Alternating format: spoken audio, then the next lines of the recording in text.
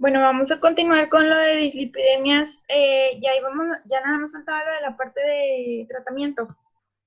Dentro de las condiciones que va a requerir el tratamiento de la dislipidemia, van a ser pacientes con cardiopatía isquémica, insuficiencia carotidia, insuficiencia arterial de miembros inferiores, pacientes diabéticos, intolerancia a la glucosa, con síndrome metabólico, hipercolesterolemia familiar, hiperlipidemia familiar, hipertrigliceridemia familiar y dislipidemia por trasplante por síndrome nefrótico o por pacientes que estén con antirretrovirales, sobre todo los pacientes con VIH.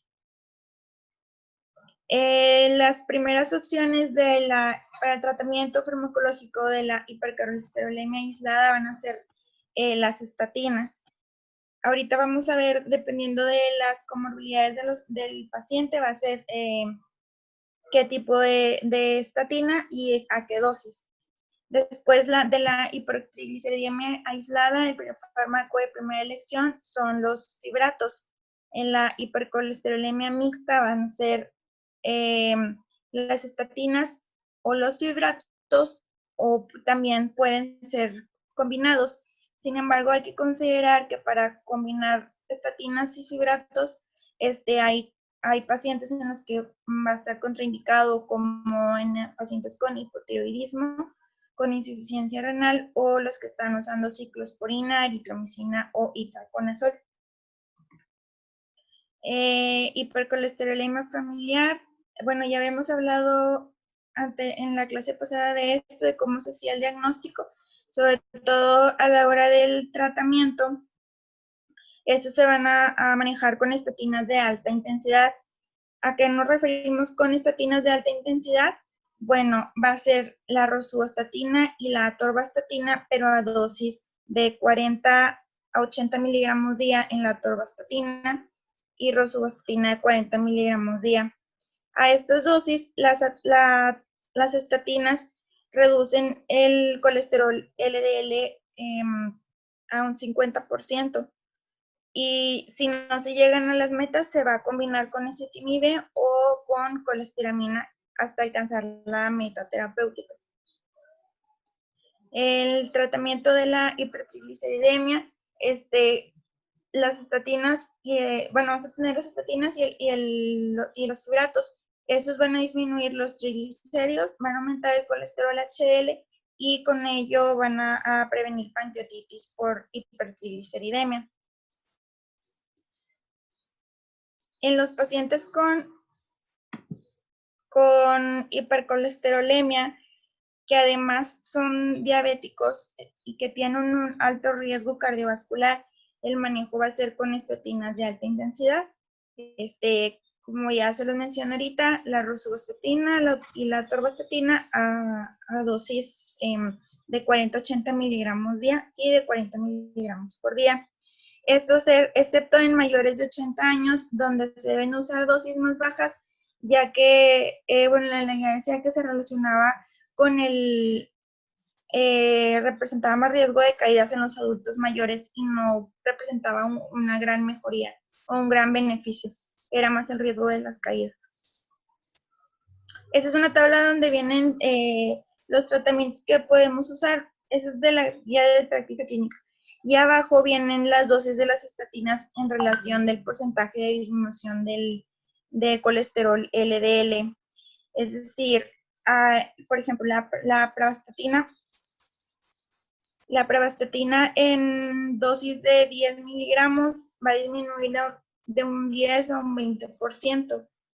Y en cambio, la pravastatina en un 80 miligramos va a disminuir de un 40 a un 45%. Respecto a la atorvastatina, a dosis máxima, como por ejemplo en las que están indicados en dosis altas, en 80 miligramos, el colesterol se va a disminuir en un 50-55%. En el tratamiento de la hipercolesterolemia en distintos situaciones como, por ejemplo, si tenemos ya un paciente, ya le hicimos la historia clínica, la exploración, le mandamos un perfil de lípidos y se confirma la hipercolesterolemia, lo primero que se va a hacer es iniciar con los cambios de estilo de vida, es decir, ejercicio aeróbico 30 minutos al día, por lo menos 5 veces a la semana, la dieta saludable, que ahorita vamos a manejar el estrés, y dentro hay la orientación sobre factores de riesgo psicosocial.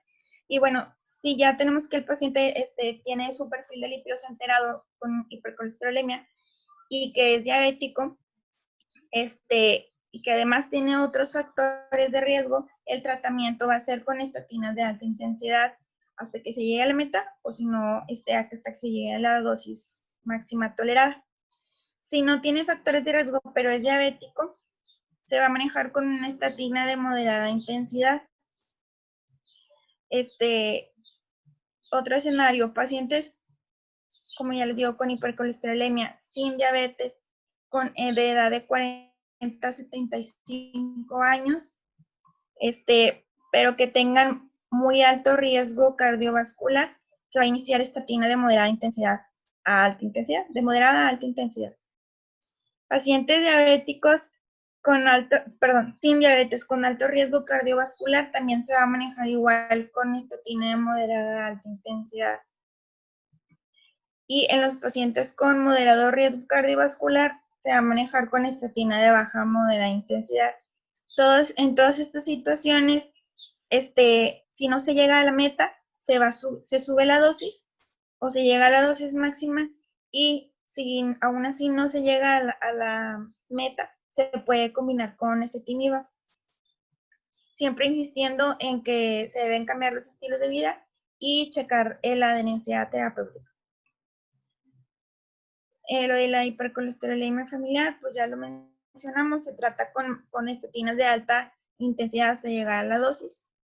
Y en los pacientes sanos sin factores de riesgo cardiovascular, pero que presentan una alteración en el colesterol LDL, solo se va a manejar con cambios en el estilo de vida, fomentando siempre la adherencia terapéutica también sobre ejercicio, dieta, evitar el tabaquismo también. En todos estos pacientes se va a pedir exámenes de control a las 12 semanas y posteriormente, cuando ya lleguen a su dosis terapéutica, se van a ver cada 6 o 12 meses. En los pacientes en los que ya hay una enfermedad cardiovascular, ya sea cerebrovascular o cardiovascular, o enfermedad renal o arterial periférica, se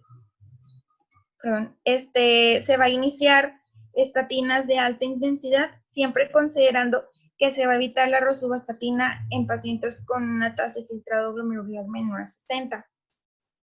Igual, cambios en el estilo de vida, y si no se llega a la meta, se debe de reforzar cambios de estilo de vida y adherencia terapéutica, subir la dosis, y también se puede combinar con ezetimiba. Si aún así no se llega a la dosis, se puede adicionar también los secuestradores de ácidos biliares como la colestiramina. Si el paciente llega a la meta terapéutica, se debe continuar con la dosis con la que se llegó a la meta. Las metas y los niveles para el control de los factores de riesgo y en distintos riesgos cardiovasculares van a ser los siguientes. Por ejemplo, en los pacientes con riesgo muy alto, los niveles de colesterol LDL deben estar en menos de los 70 miligramos.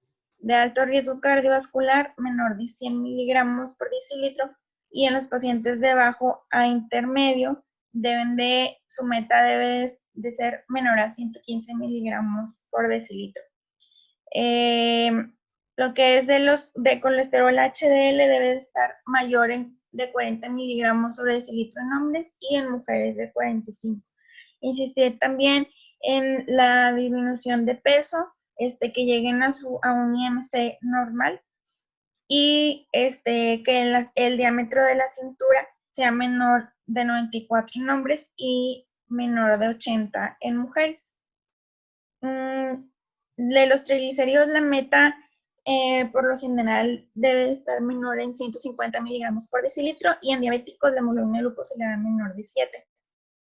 Evitar tabaquismo, ya sea en pacientes que están expuestos de forma pasiva y pues con mayor razón los fumadores activos. Evitar el consumo de bebidas alcohólicas. Y respecto a la dieta, hay que insistir mucho en que se deben de evitar el consumo de grasas saturadas y azúcares refinadas. Por ejemplo, evitar hamburguesas, pizza, cosas fritas, doradas, empanizados. Y en respecto a los azúcares refinados, pues los refrescos, chocolates, dulces, pan, galletas, alimentos altos en azúcares y carbohidratos. Evitar también bebidas alcohólicas y insistir en que se consuman muchos alimentos naturales, frutas, verduras, alimentos ricos en fibra. Aumentar el consumo de omega 3 y 6 y grasas poliinsaturadas. Esto va a ser en alimentos como por ejemplo el salmón, el aceite, cocinar con aceite de oliva, aumentar el consumo de semillas como por ejemplo las nueces, los cacahuates, los pistaches, todos esos que les llamamos las grasas buenas, porque pues de nada va a servir que les demos tratamientos si ellos siguen comiendo hamburguesas, tacos y refrescos, ¿no? Y hay que evaluar los factores que nos van a ayudar a que el paciente se adhiera al tratamiento o que no.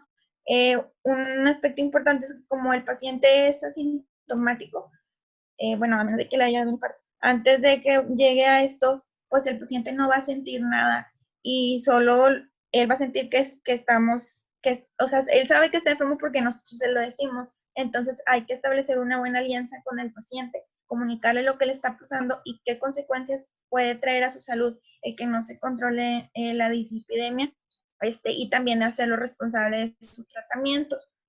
También establecer una buena relación para saber con quién vive, quién le cocina, quién lo puede apoyar en su alimentación, para que en conjunto el paciente logre alcanzar las metas terapéuticas. También, de ser posible, pues hacerle más fácil el esquema terapéutico para que no se le haga difícil la toma del medicamento, y efectuar estrategias de recordatorio, pistas, automonitoreo, o sea, ayudarle de que pues pusiera la alarma en su celular para que se tomara medicamentos, y siempre motivarlo y darle esa retroalimentación positiva cuando estés haciendo algo bien, y pues también llamarle la atención cuando algo no esté funcionando bien en su tratamiento.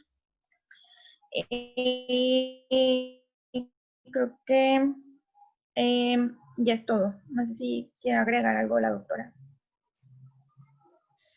Sí, no, pues este tema es muy interesante porque sobre todo va muy de mano con los problemas de diabetes y más adelante con síndrome metabólico, pues otra vez también es parte del tratamiento integral. Entonces que no se les olvide, sobre todo los pacientitos diabéticos, pues estarles pidiendo perfil de lípidos, ¿no?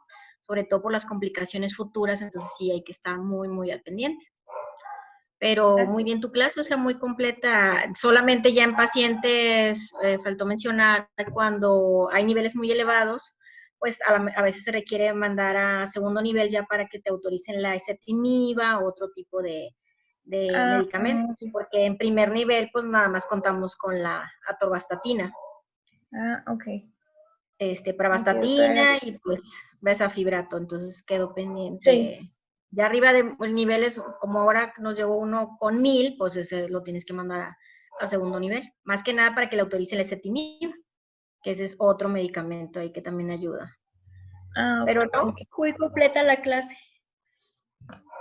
Gracias. Bueno, también vamos a ver cáncer de páncreas. La mayoría lo saqué de otra parte, ya que la guía está un poquito desactualizada desde el 2009, pero como quiera ciertas cosas nos siguen sirviendo. Para empezar, bueno, hay que saber que hay dos tipos de cánceres en el páncreas. Ya son los ductales y los no ductales. Principalmente van a ser los ductales, y de estos el 98% van a ser adenocarcinoma. Por eso la guía se basa en un adenocarcinoma de páncreas. Manejan porcentajes de un 80% al 90% que son presentados en la cabeza del páncreas. Estos pueden llegar a variar desde un 70 a un 80. ¿Y por qué es importante que sea en la cabeza del páncreas? Porque ahorita lo vamos a ver, pero nos dan sintomatología dependiendo del área del páncreas en la que se encuentre. Entonces, estos son datos de Estados Unidos. Se estima que en este año van a haber alrededor de 56.770 casos de cáncer de páncreas. Y de estos 56.000 van a morir 45.750. Esto solamente en este año. Entonces provoca el 3% de todos los cánceres y el 7% de todas las muertes por cáncer. Es una mortalidad bastante elevada, a pesar de que no es muy prevalente. En México ocupa el 5º lugar en hombres y el 7º en mujeres respecto a cáncer, y más del 80% ya se diagnostican en etapas avanzadas. Esto nos va a limitar en cuanto al tratamiento y a su porcentaje de sobrevida. No todo es malo. Por ejemplo, en Estados Unidos, en el 2009, la sobrevida a 5 años era alrededor del 4.6% y actualmente aumentó hasta el 9%. Sigue siendo muy baja la sobrevida a 5 años, pero va mejorando. Esto, por eso es la importancia de la detección oportuna de este cáncer. Estas son gráficas europeas de España que nos dicen la sobrevida para comparar qué tantos porcentaje de pacientes sobreviven dependiendo del cáncer. En mama sobreviven el 85%, en próstata el 84%, y si vemos va disminuyendo hasta llegar al páncreas, que es como un 5%, esto a 5 años. Entonces, en todo el mundo es un problema que tiene una mortalidad muy alta. Bueno, del cáncer de páncreas, si el cáncer lo detectamos en etapa inicial, pues va a ser posible su operación o su extirpación. Aquí la tasa de sobrevida va a aumentar a 5 años en un 34%, pero solamente al 10% de las personas las podemos detectar en etapas, en las primeras etapas, perdón. Si el cáncer ya se diseminó a órganos circundantes, o sea, órganos ahí cercanos, la sobrevida es del 12%, y el 52% de los pacientes que presentan ya metástasis a distancia, solamente el 3% de la sobrevida. Entonces es una sobrevida que varía bastante dependiendo en qué etapa lo vamos a encontrar, del tamaño del tumor, etc. ¿Qué factores de riesgo se asocian al cáncer? Bueno, el 90% del cáncer de páncreas son esporádicos, que quiere decir que no está relacionado genéticamente. Y el factor de riesgo que más ha asociado es el consumo de tabaco. Se podría decir que el consumo del tabaco es el responsable del 25% de los cánceres de páncreas. También está el factor genético. También es importante porque representa de un 5 a un 10% de los casos. ¿Qué factor genético? Pues bueno, principalmente mutaciones en los genes BRCA1 y BRCA2, que también son presentes en cáncer de mama, cáncer de ovario. Por lo tanto, a estos pacientes, ya sea mujeres o hombres, hay que estudiarlos un poquito más de cerca porque se relacionan a este tipo de cáncer también. ¿Qué factores de riesgo? Bueno, aquí la tabla ya nos desglosa todos los factores de riesgo con su riesgo relativo. Otro muy importante es la historia de pancreatitis crónica, es el que más se asocia al riesgo. El tabaco, diabetes, la historia familiar de algún tipo de cáncer, la obesidad, consumo elevado de alcohol. Entonces, todos estos son factores de riesgo. La verdad son bastantes, pero nos debemos de enfocar en los más prevalentes: la historia de pancreatitis, tabaco, una diabetes, que ahorita vamos a ver cómo se relaciona, y uso de antidiabéticos diferentes a la metformina, porque también vamos a ver que la metformina puede ser un factor protector para este tipo de cáncer.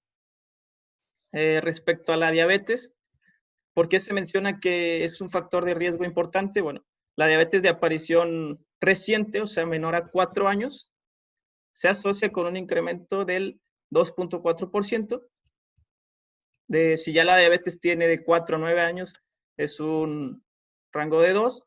Y un diabético ya de más de 10 años, bueno, no es que esté protegido para este tipo de cáncer, pero ya no se le asocia a un riesgo. Por eso es bien importante que los pacientes con recién diagnóstico de diabetes se les lleve una vigilancia más estrecha, investigar los síntomas que podemos esperar en el cáncer, como pérdida de peso, entre otros, siempre que estén en los primeros 4 años. ¿Cuáles son los factores protectores que se han estudiado? La mayoría de los factores protectores, como aquí tienen, es un nivel de evidencia no es fuerte, pero como quiera se está asociando. Es el consumo elevado de frutas, consumo elevado de folatos, una actividad física intensa. El uso de metformina también se está asociando. Y también hay otro que se está investigando, es el uso de la aspirina a dosis bajas. Entonces, esos son los factores protectores que se están investigando actualmente. En el diagnóstico clínico vamos a saber qué es, en etapas iniciales, la verdad, la mayoría de los pacientes son asintomáticos, por lo tanto es difícil diagnosticarlos en estas etapas, pero hay síntomas que nos pueden orientar. Si su localización es en la cabeza y es un tamaño relativamente grande, como aquí vemos, hace una compresión y nos puede dar ictericia. Entonces, las guías más actuales nos dicen que el 60 al 70% se localizan en la cabeza del páncreas, de un 20 a 25 en el cuerpo y la cola, y solamente del 10 al 20 afectan al páncreas de una manera difusa, no tienen un predominio en un área. Entonces, ¿qué síntomas pueden ser? Pues son síntomas muy inespecíficos, principalmente gastrointestinales, la ictericia, dolor abdominal, dolor dorsal. Hay que investigar bastante a causa de qué es este tipo de dolor, porque nos puede hablar de una metástasis, una pérdida de peso, diarrea, esteatorrea, y bueno, la diabetes de inicio reciente es un foco de alarma para esto. También pueden aparecer otros síntomas como náuseas, vómitos. Son síntomas muy inespecíficos, por eso hay que estar checando bien y conociendo bien al paciente para ver su historial. Bueno, respecto a los datos de alarma, se hizo un consenso de 12 sociedades que le llamaron el PAN-TIME. Ellos llegaron a la conclusión que no se puede hacer el cribado a la población general de cáncer de páncreas porque no disminuye su mortalidad, pero sí nos dicen que hay ciertos focos de alarma en los pacientes.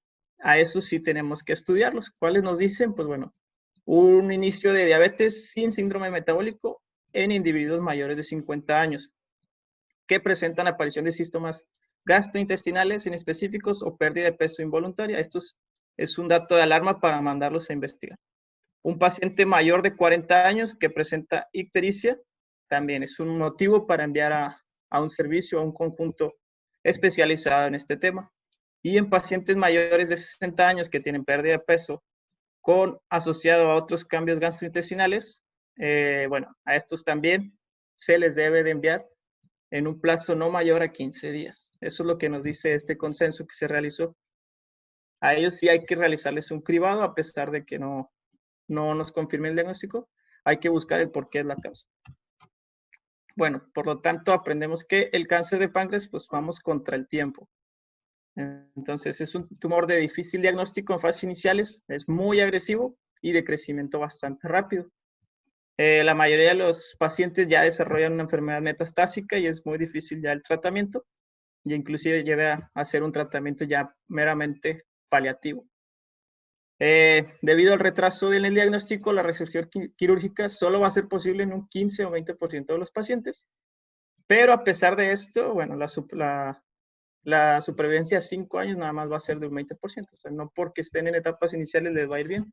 Entonces todavía hay que estar conscientes de ellos. ¿Qué nos dice la guía de cómo vamos a diagnosticar o cómo vamos a checar a estos pacientes? Bueno, primero tenemos que identificar los factores de riesgo: el tabaquismo, diabético de menos de 4 años de evolución, que presente pancreatitis aguda y crónica, pancreatitis hereditaria, pacientes mayores de 55 años. Si cumplen alguno de estos criterios, se les va a realizar una valoración. Entonces, ¿cómo nos sugiere la guía que los valoremos? Bueno, con un ultrasonido o una tomografía computada. Esto solamente si tenemos la sospecha. En este nos arrojan el resultado si la lesión es menor a a 2 centímetros, bueno, repetimos la valoración, el TAC o el ultrasonido a los 3 a 6 meses. Si en esta ya no hay evidencia de malignidad, bueno, solamente lo dejamos como seguimiento. Si vemos evidencia de malignidad, como una masa palpable, aumento de la citis, masas tabicadas, pues bueno, realizamos ya un ultrasonido endoscópico con una toma de biopsia con aguja fina, que este va a ser el diagnóstico ya definitivo. Ya dependiendo del resultado, si nos da una confirmación histopatológica, inmediatamente es un envío, pero a tercer nivel, ¿ok? Cuando tengamos la confirmación histopatológica. Si es mayor a 2 centímetros, es igual. Hay que investigar por qué es mayor a 2 centímetros, ver el tipo de masa, se le hace la aguja fina, igual. Si hay confirmación histopatológica, se envía al segundo nivel. Si no hay confirmación histopatológica, pero la sospecha es muy grande, bueno, nos dicen que puedes volver a realizar el estudio, puedes solicitar una reinterpretación de la biopsia. Esto si la sospecha que tú tienes es grande. Entonces, nos hace mucho énfasis en que tenemos que confirmar o descartar este diagnóstico. ¿Qué otros estudios tenemos para valorar a estos pacientes? Bueno, el marcador tumoral es el CA199. Tiene una sensibilidad de 69 a 93, especificidad del 78 al 98, y nos dice que una elevación no nos va a dar el diagnóstico, pero valores por encima de 100 ya nos orientan un poquito en diagnóstico de un cáncer. Más que nada utilizamos el marcador tumoral, bueno, en segundo nivel lo utilizan para ver la efectividad del tratamiento. Después de que al paciente se le hace el tratamiento, se empieza a valorar los niveles de CA19 esperando que estos vayan disminuyendo con el tiempo. Hay otras mutaciones genéticas, son estudios ya más sofisticados, es el KRAS o el P53, que es el encargado de muchos tipos de cánceres cuando hay alguna falla. Estos sí se van a encontrar en un 60 al 100% de los pacientes, pero no se realiza un cribado para esto. ¿Por qué también no es tan sensible el CA19-9? Bueno, porque está en distintos tipos de cánceres, como el cáncer colorectal, cáncer hepático y el esofágico. Por eso no es específico de cáncer de páncreas. El cribado a la población general, ya vimos que no se recomienda actualmente. Entonces, a la población asintomática no se le va a recomendar el cribado, ni con ecografía, ni con nada, porque no disminuye la mortalidad.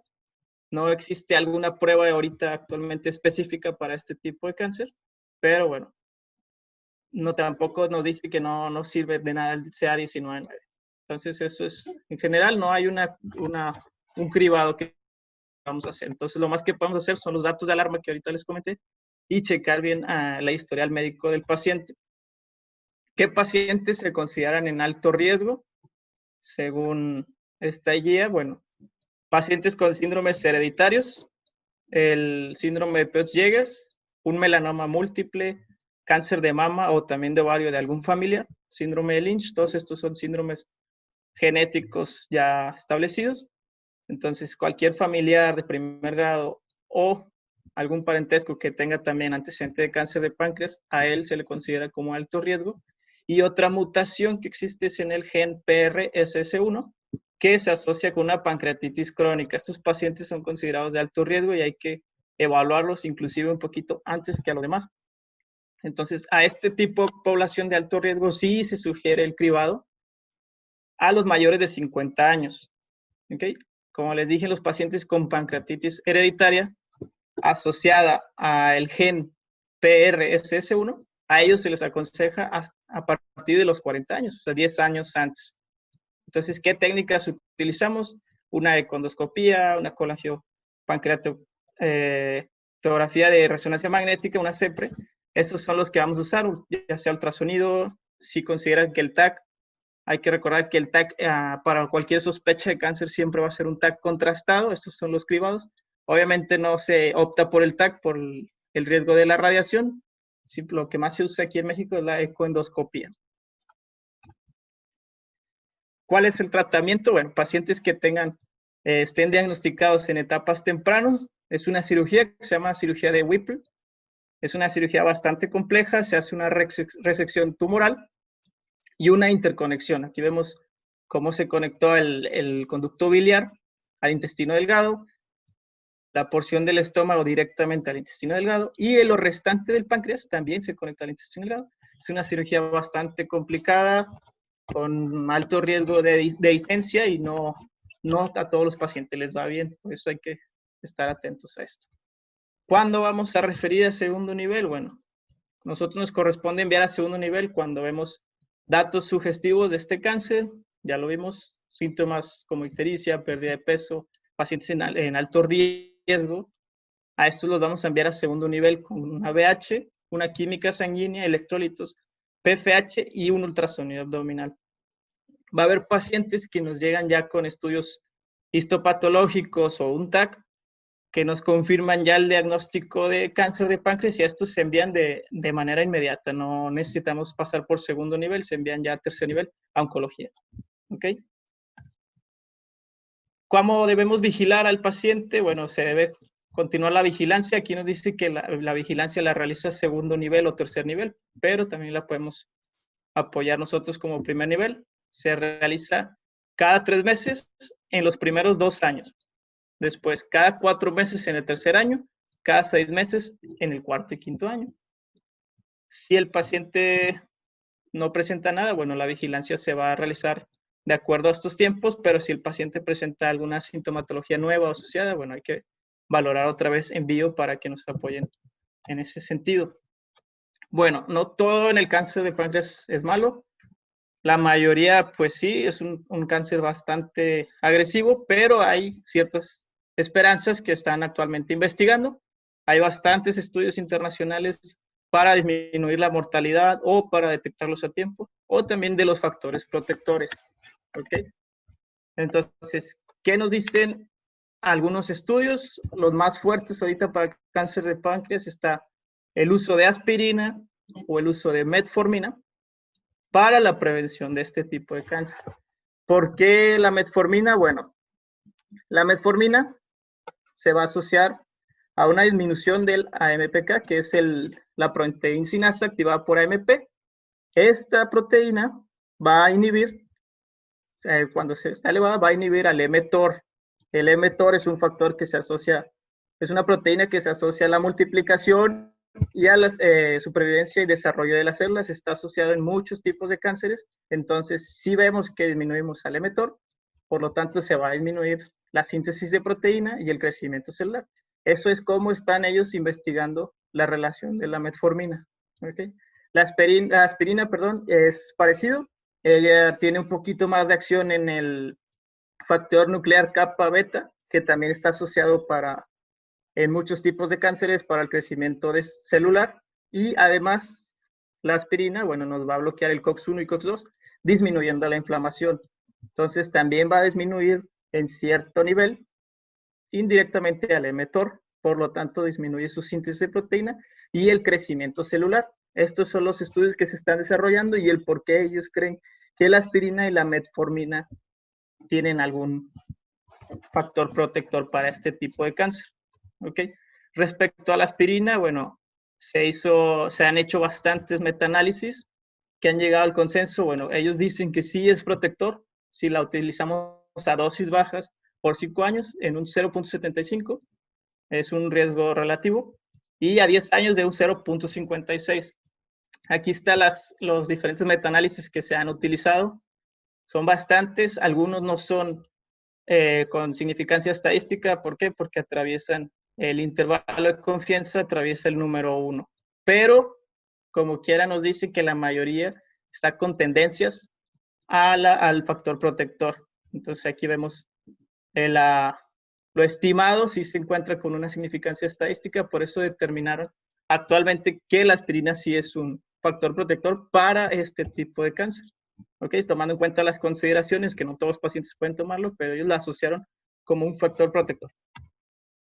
De la metformina es básicamente lo mismo. Hay distintas cohortes, distintos metaanálisis con diferentes resultados. Un estudio muy grande se realizó en Taiwán, hubo casi 500,000 participantes, y bueno, se informó que la metformina sí redujo significativamente la incidencia de cáncer de páncreas en pacientes diabéticos, hasta un 0.5. Entonces, por eso ellos mencionan un factor de riesgo, el uso de un antidiabético que no sea metformina. Esto tuvo un intervalo de confianza del 0.03 hasta el 0.79. Entonces sí fue significativo en esta población taiwanesa. Sin embargo, hubo más metaanálisis observacionales, 6 de cohorte y 3 casos de controles. En estos no se estableció una asociación significativa de la metformina, pero sí menciona que hay una tendencia a ser protector. Entonces nos dicen que hay que seguir estudiando la metformina para determinar si va a ser un factor protector o no. Ahí se utilizó un odds ratio ajustado del 0.76. Y bueno, ¿por qué dicen que no fue significativo? Porque su P no fue lo suficientemente significativo, es mayor al 0.05, entonces ahí hay un riesgo de que no sea bien valorado el estudio, pero hay una tendencia clara a la protección. Entonces estos son dos estudios que podemos ver de factores protectores. Y bueno, no sé si alcancé, pero este es otro estudio que se realizó, igual y se me hace que ya se va a acabar el tiempo. Si quieres Igual ahí le dejo. Sí, porque luego se va a cortar. Sí, mejor Ya ahí le quedan dejo. así. Sí, 10 no, pues mejor segundos. continuamos en la siguiente clase Ok, está bien. con el tema y pues empezamos con el de hipotiroidismo, que ya lo tienen preparado también ya. Y quedaría eso y quedaría nada más el caso clínico, ¿verdad? Sí, ese es el caso. Ok, no, pues está bien, ahí la dejamos y nos vemos el jueves entonces. Ok. Ok, nos vemos. Bueno, nos Gracias a vemos, todos. se cuida, bye.